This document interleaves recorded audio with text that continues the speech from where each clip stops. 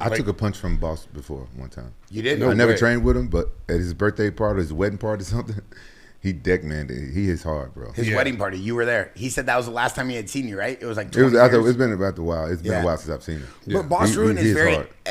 The way he talks is very educational. Like you actually, and I mean that in a very respectful way. You learn a lot when he talks about martial arts. He talks to in a very layman's terms, a very common man term. Like he'll tell me like, "No, Bear, look you suck at punching because you're just not good. But let me help you be better." And then I'm like, "Oh, okay, you're right. I suck at punching." And then he's like, he's not being so technical. He's just more like, put your foot forward, shut up. And then you do it. And then he shows you the next move. Because he trained with us all day. He's so nice. Like, he'll sit down there and really help you kind of dial in what you need to become a better He got athlete. that old school Dutch Muay Thai. Yeah. That's a different breed right there. It's heavy and hard. And Let's kind of go over Frank for a second. You fought in the UFC in Pride, Strikeforce. You won a belt in Icon. You beat a legend like, Mayhem Miller, Valley Tudo Japan. You fought a coach of Rampages, Fabiano Iha. GSP, Matt Hughes, Koscheck, Sarah, Condit.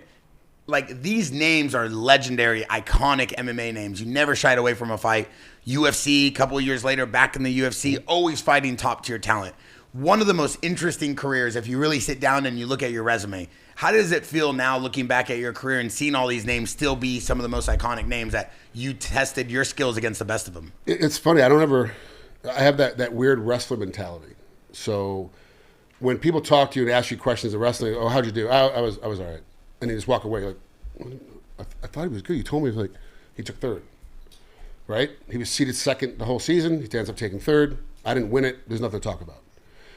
You let somebody else talk about it for you. So when I look back at my career, I look back at it with tremendous fondness of where I was at my life as a person, as a human, as a dad, as a husband, as a boyfriend, like whatever stage I was in that pace. I go back and look. Oh, that fight was during this training camp, which then reminds me of that's what's going on with my kids, or that was what's going on with my wife at the time, or whatever, right? And I look back at it like that.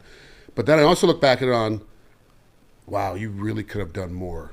You could have done so much more. Like you were at the cusp of about to be hugely famous, and you fumbled the ball at the 5-yard line. And whatever it was, or whatever happened, so I look back in my career, I'm like, wow, yeah, those guys were great. And you go, oh, they got better after they beat me, right? Everybody that beats me gets better after.